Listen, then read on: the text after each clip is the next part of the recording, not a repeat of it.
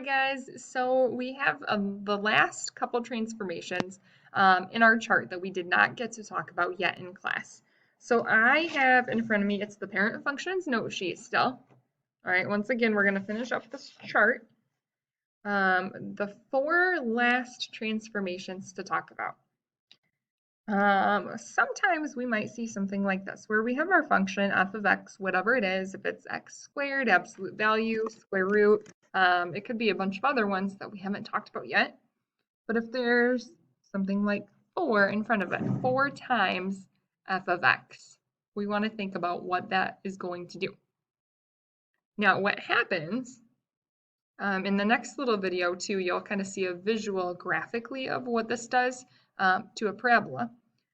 But for now, what I want to notice is that this 4 is on the outside of our function. So everything where something happened on the outside, this moved up, this moved down, this flipped upside down, everything that's on the outside is affecting the graph vertically.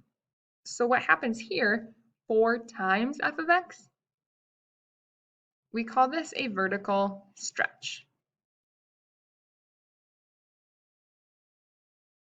So what happens is that function, the y values grow 4 times as fast. So it's a lot steeper.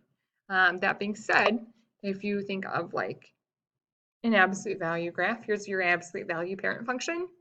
If we multiply all those y values by 4, that absolute value graph is going to go up a lot faster. So it's steeper. It's kind of getting skinnier too along the way.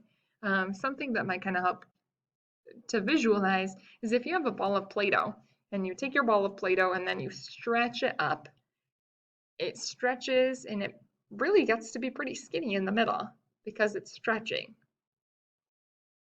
All right, kind of going along with that, if instead of 4 out front, we have 1/2 f of x, that 1/2, instead of being a vertical stretch, is going to be a vertical compression.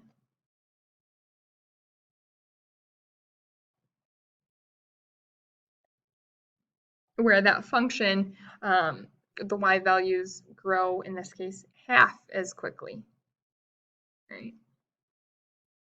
So in general, like visually, that graph is going to be a lot shorter and kind of wider. The same idea if you visualize with Play-Doh, you have your ball of Play-Doh, if you squish it, that Play-Doh is going to kind of clump out the sides, all right? It's going to squeeze out the sides and get fatter.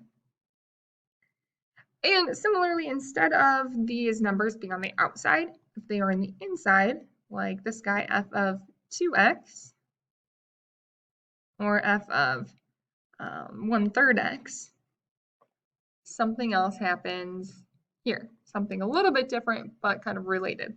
So notice we have multiplication happening here. 1/2 times f of x, f of 2 times x. Now, we've mentioned that really kind of everything on the inside does the opposite of what we think. And the same thing applies here too. Where I have multiplication, that tells me I'm going to have either a stretch or a shrink. But everything on the inside is the opposite of what we think. So mentally here, we think 2, it's going to get bigger, it's going to stretch.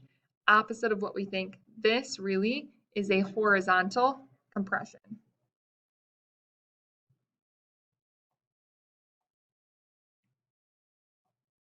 And then this last one, f of 1/3 x.